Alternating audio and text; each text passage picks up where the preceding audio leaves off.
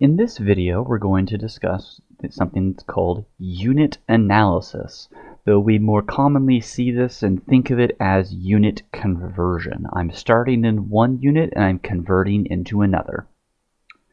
So that's pretty much our main idea that we have with this entire section is we're starting in one unit and turning that one unit into a different one.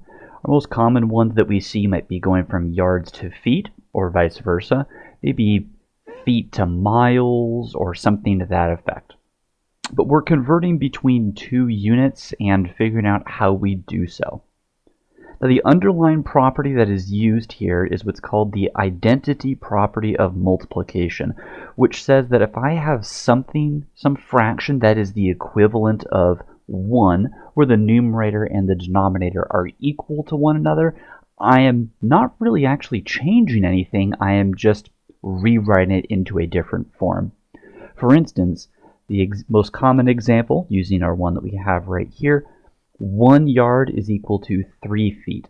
So if I multiply something by a fraction where 1 yard is in the numerator spot and 3 feet is in the denominator spot, that is effectively a fraction of 1 because both the numerator and the denominator are equivalent to one another.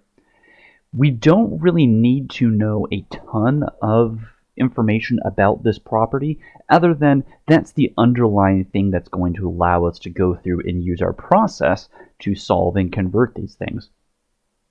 We also have the identity property of multiplication, which again similarly states that if I have anything multiplying by 1, then the result is just going to be that anything that I had there originally. Now the process that we are going to use actually has two main ways of showing this and writing it out for ourselves. There's kind of a, I wouldn't say hidden, third way that we could do this, but our most common third way is to really just say, I'm going to take the original number and multiply it by something and get to my final answer. For instance, again, using the yards to feet conversion, if I have 5 yards, how many feet is that? Well, I just go 5 yards times 3 feet and I get to my answer there. You're more than welcome to do that, and I think that's a very effective strategy to use for quick one-step conversions. But when we have multi-step conversions, which is what we are going to be taking a look at, I think our methods that we have here are most effective for that. So what we're going to do first is we're going to multiply the measurement by converting it, or to be converted by 1. Effectively, I'm going to have some starting unit, I'm going to multiply it with a fraction that has a unit in the numerator and a unit in the denominator. That's effectively equivalent to one another. And then do that repeatedly as necessary, like we have right here, until this whole thing ends up resulting in the new unit that I want to end up with. I think this is something that in general sounds a lot more complicated and weirder than it actually is. So if my explanation that I just gave right there doesn't really sound too specific or too clear, you're hearing that going, okay, I'm multiplying by something, but why do I care and how does that happen? We're going to dive into that with some examples and I'll show you how that's done. Now I do want to note that before we dive into our examples, I'll scroll this down here a little bit, there are two ways to go through and organize how we do these multi-step conversions. If you're someone who's taking my class, then I want to make it clear that I do not care which of these two organizational methods you would like to use in my class. We're going to have one where we have one big table and we're adding on to that table, and we're going to have one instance where we're writing things out with fractions. It's your choice on which one you'd like to use. I'm hoping that after we see both of these examples, we'll see that, yeah, these are pretty much the exact same as one another. It's just a slightly different way of organizing it is all. The other thing that I would like to draw your attention to, if need be, pause the video here. So we are going to have some quick measurement conversions right here that are available for us to use. If you are taking my class, I do have a copy of this page available for you to use. Simply ask me about that, or if you are looking at this OneNote page in my class, there is a link to this page right next to the Word document that has the problems we're working with. It also happens to have a bunch of geometry formulas, which are very useful, but we're not going to use those for this portion in this unit today. What we want is this page right here. This has all the unit conversions that I personally will be asking you about in my class. My recommendation is that you have the parts in blue here memorized for yourself. They are the most common ones that show up on the homework and the most common ones that show up on tests. I think having these memorized is very much worthwhile. Beyond that, though, absolutely 100% have this nearby, have it saved on your phone, screenshot this video right now if you'd like to, if that'd be helpful, and then reference this as much as you need to. I will be using this as my reference, and the numbers on here as my references for converting between units when we go through example problems, and I would suggest that you do the same.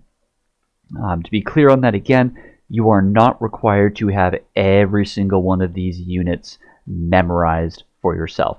I just recommend the ones that are in the blue brackets.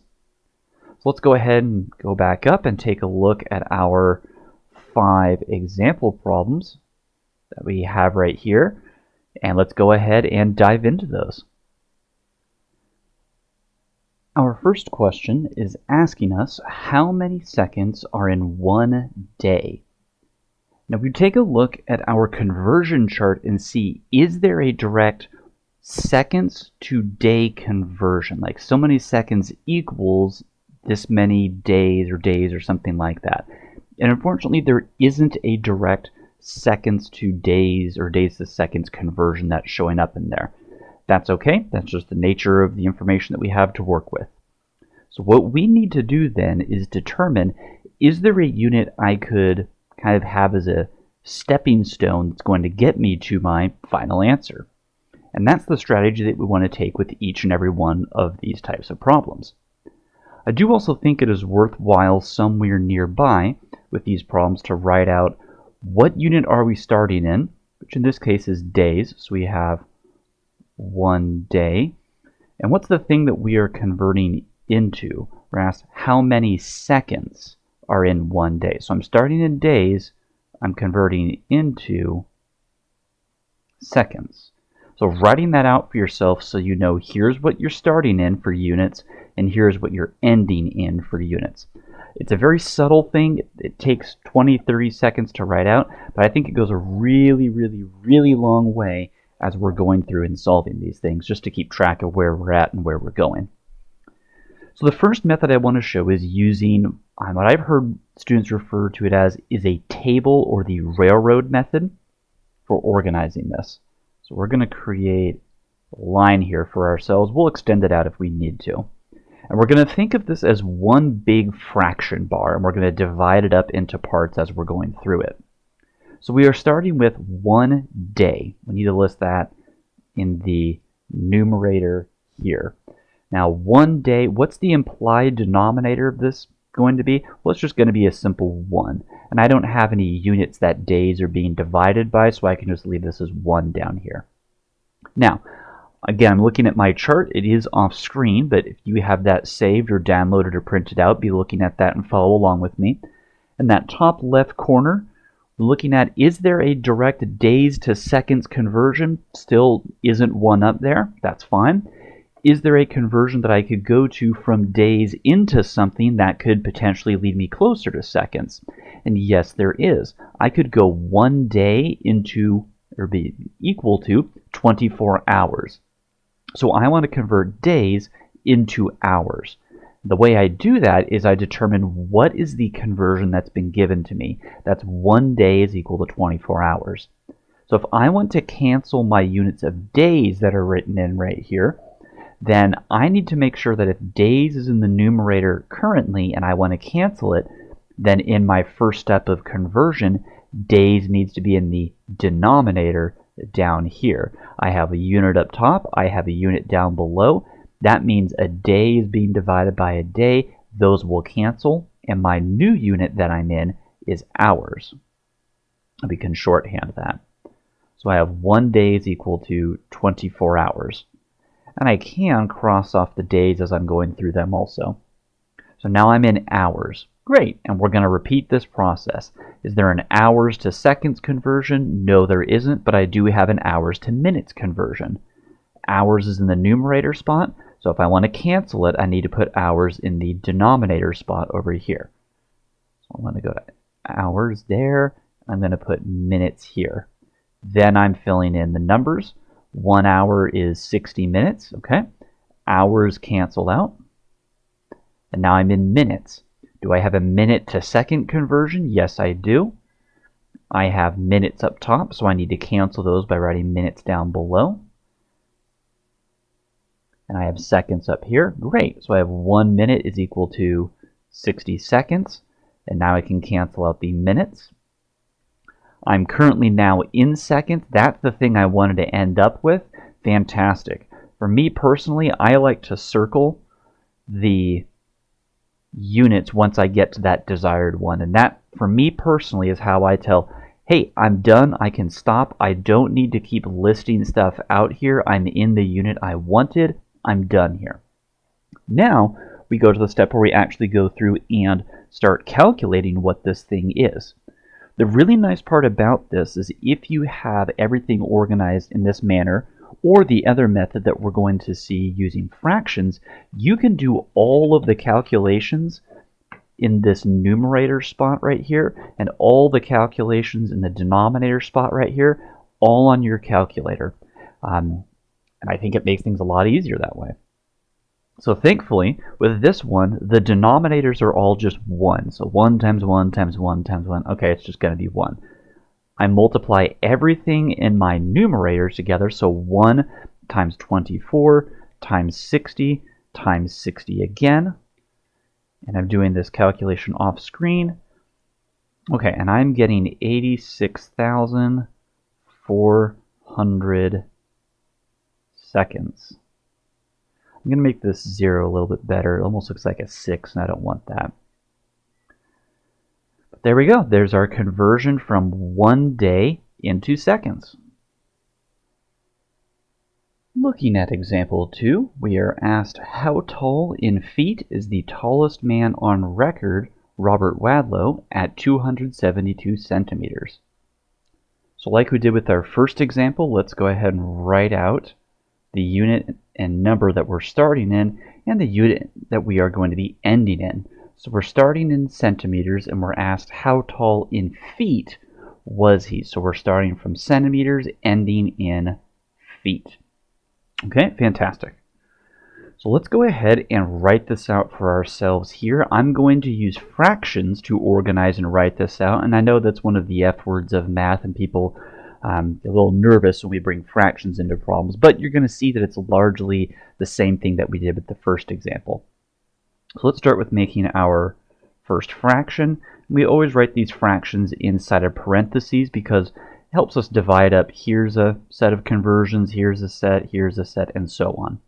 So we are working with 272 centimeters, and we have just 1 in the denominator down here. Centimeters don't have anything down here, so we just have the 1 unit up top, and that's perfectly fine.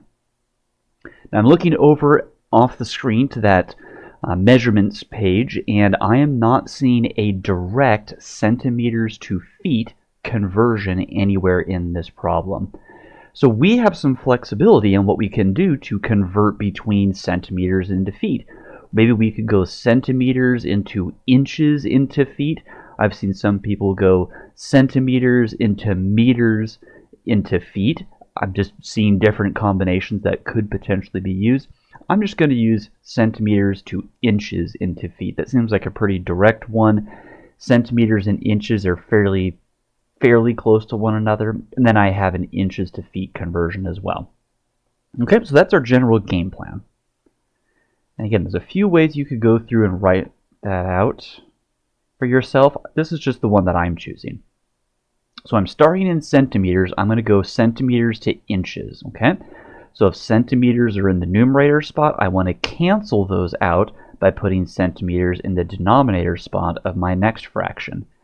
And I should be resulting in inches for my unit here.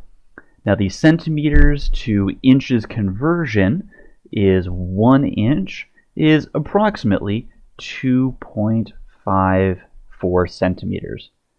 Now the centimeter units cancel out. Now I'm in inches. Do I have an inches to feet conversion? Yes, I do. I know that 1 inch is equal to 12 feet. And again, make sure that your units are aligning and canceling how you want them to before we start writing in and putting numbers just anywhere in this problem. Okay? Oops, I got this backwards. I should probably actually get it correct. It should be 1 foot is 12 inches, not 1 inch is 12 feet. I'm looking at the numbers on the other screen and I'm looking at this and I'm getting them mixed up in translation. Don't make my mistakes like that. So now we actually have it correct here. We have 12 inches in 1 foot, and great. Now that's the thing that we wanted to end in.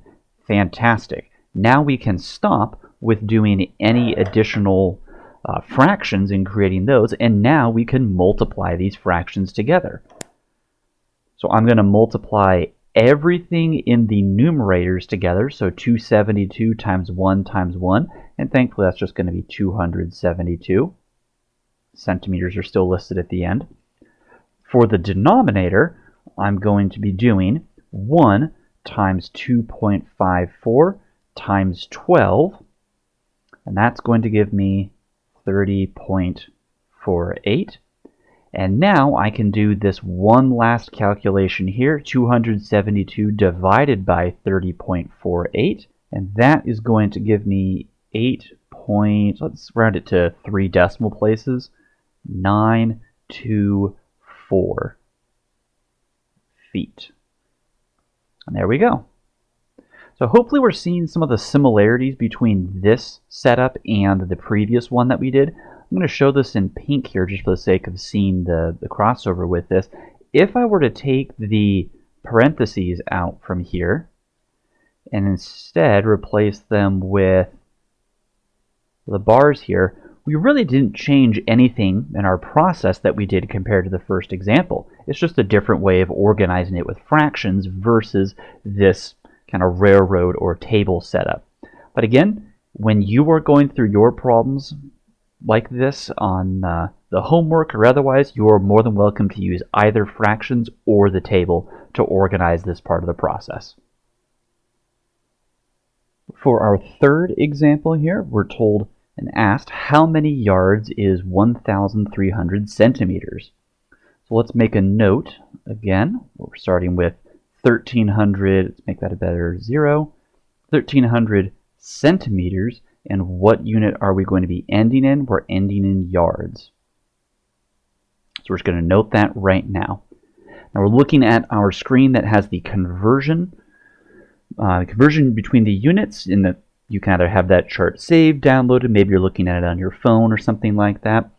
Do I have a direct centimeters to yards conversion? And unfortunately, I don't have one. But I can go centimeters to something, to something, to something, and then get to yards. So let's start with making our fraction first. I personally really like to use fractions with this, and that's, again, just my personal preference. You do not need to use the fractions every single time. You can use the table or railroad method if you'd like to. Either way, we should be getting the same units and numbers and whatnot showing up with it either way. So I'm electing to go from centimeters into, let's go with inches, because why not? Inches seems like a good one. That way I can go inches into maybe feet and then feet into yards, and that seems like a pretty good strategy there. So we're going to go centimeters, and I'm going to convert that into inches. So centimeters is in the numerator spot currently. So if I want to cancel it in my next fraction, I need centimeters in the denominator spot here. My new unit is going to be inches. And I know that 1 inch is approximately 2.54 centimeters. My centimeters units cancel out. I'm now in inches. Not what I wanted to end up with just yet, but at least I'm getting closer to it. Now I'm going to convert inches into feet, so I have inches in the numerator currently. I'm putting inches in the denominator for my next one, and I want feet, because I'm going from inches into feet here. And I know 1 foot is 12 inches. So I can cross off my inches. I'm now in feet. Almost there. I want to go from feet to yards, so I need to make one more fraction bar for myself. Feet is in the numerator spot, so if I want to cancel it, I need feet in the denominator spot over here. So I'm converting feet into yards. The feet cancel out.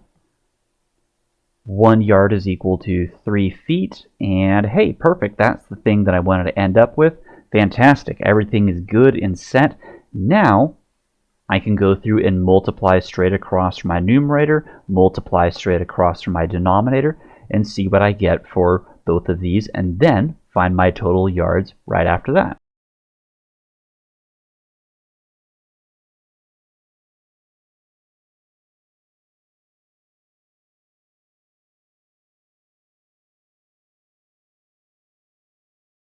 And I'm getting 14.217 yards as my final answer here.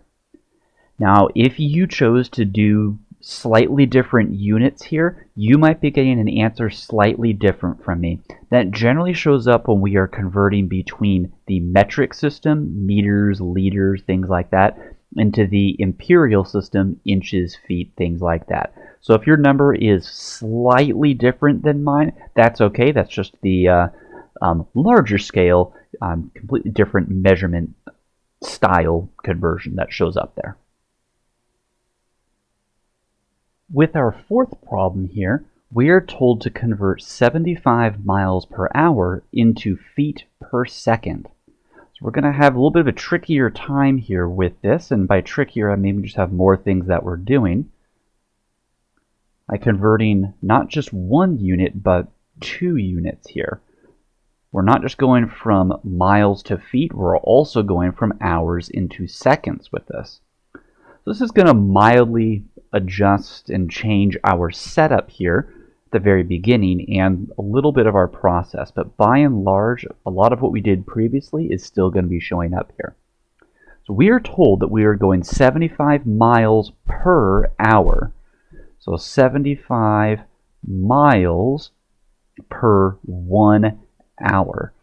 The per that would be showing up in there and these other ones generally means there's your dividing line between my unit in the numerator and my unit in the denominator right down here.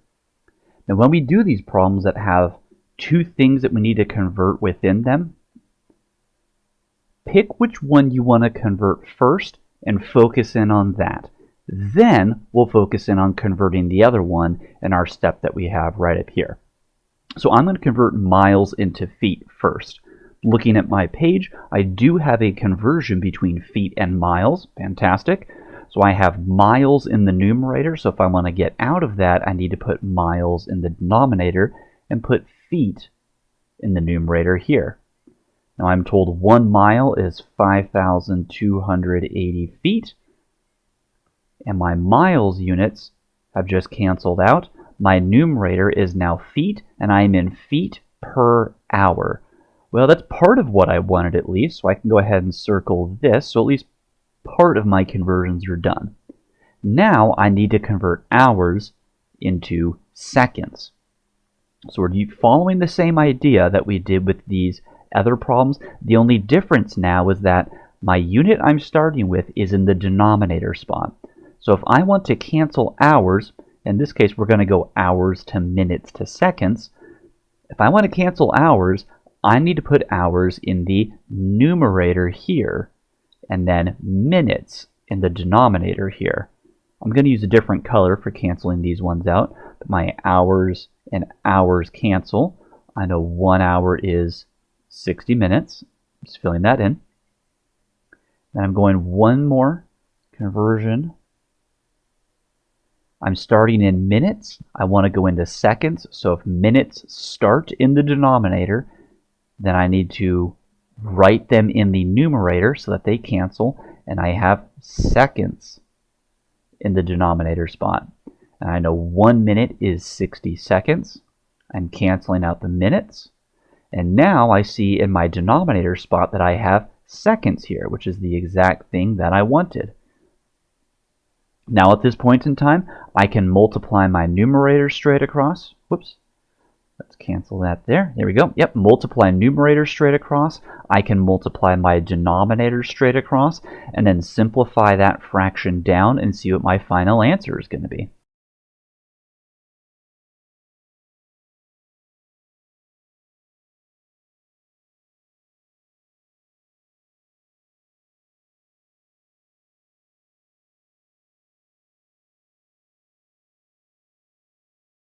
And therefore, I'm getting that 75 miles per hour is equal to 110 feet per second.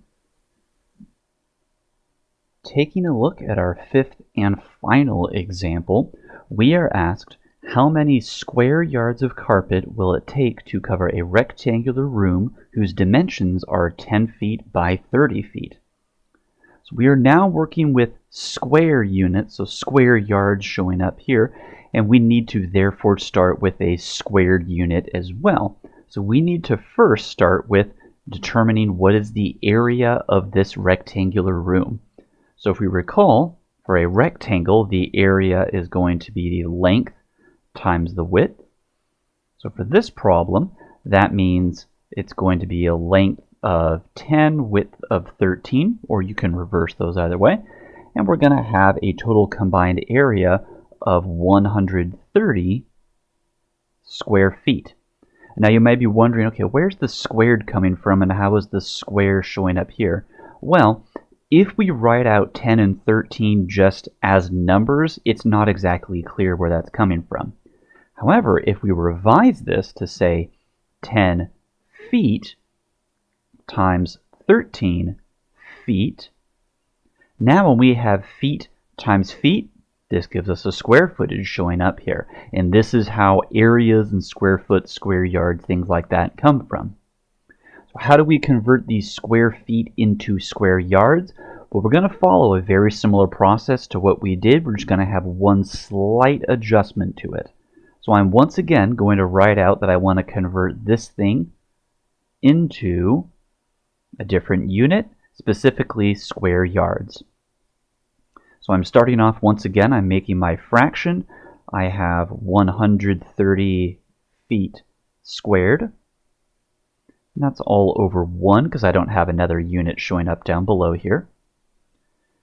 And now we need to make this other unit. And what are we going to convert that into? Well, we do have a feet to yards conversion, but we don't have a direct square feet to square yards conversion.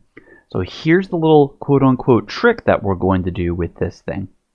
We're going to convert feet to yards like we would normally. So we have feet up here. If I wanted to cancel these, I would need to put feet in the denominator spot. Now I put yards up top. So I have 1 yard is equal to 3 feet. Now, here's the trick. I am not working with square feet down below here. I'm currently working just with normal feet. So if I want to work with squared feet with this whole fraction, I would need to take this whole thing, the whole fraction, the numerator and the denominator, numbers, units, all of it, and I would need to raise it to the second power. This is how I would have square yards and square feet. This does also mean when we go through and work with numbers, each of these things must be squared as well. So 1 squared and 3 squared. So when we go through and calculate that here shortly, I'll show you what that looks like and then continue on to get to our final answer here. But now, square feet here are canceling with square feet here. And again, it's just the units that cancel. The numbers and the rest of the units still stay the same. And now I am in square yards. So I can go through and work through this thing numerically and get to my final answer.